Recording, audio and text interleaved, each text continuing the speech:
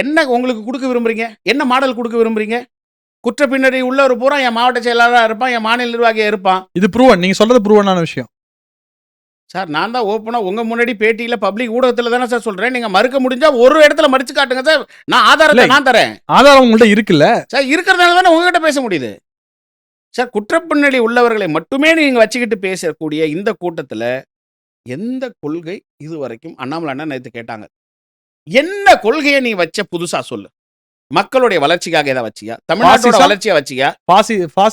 பாசிசம் பாஜக சொல்லி இதுக்கு முன்னால வந்தவன் அத்தனை பேரும் சொன்னது தானே சார். இதுக்கு முன்னாடி வந்தவங்க, கட்சி ஆரம்பிச்சவங்க, பேட்டி கொடுத்தவங்க, லெட்டர் பேட் அடிச்சவங்க, பிரஸ் மீட் கொடுத்தவங்க, இதை ரெண்டு தவிர பாசிச ஆட்சி பாஜக, ஆளுகின்ற ஆட்சி கெட்ட ஆட்சி, இதை தவிர வேற என்ன சார் கொள்கை உங்களுது? சொல்லுங்க, எனக்கு ஒன்றும் புரியல. என்ன கொள்கை?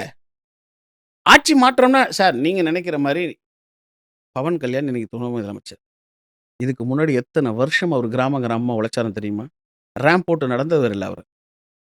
நீங்க ஏதோ கேஜ்ரிவால் இன்னைக்கு டக்குன்னு ஒரே எலெக்ஷன்ல முதலமைச்சர் ஆயிட்டாருன்ற நினைப்போட நீங்க வரீங்க. யூனியன் டெரிட்டரி சார், அது யாருமே புரிஞ்சுக்க மாட்டேன்றாங்க. கெஜ்ரிவால் வந்து யூனியன் டெரிட்டரி கவர்மெண்ட் எம்ப்ளாயிஸ் உள்ள நிறைய ஒரு செக்டார் இருக்காங்க. அவருக்கு ஒரு IAFS அப்படின்ற ஒரு கேடர் இருந்துச்சு, கிளீன் இமேஜ்னு எக்ஸ்பெக்டேஷன் இருந்துச்சு.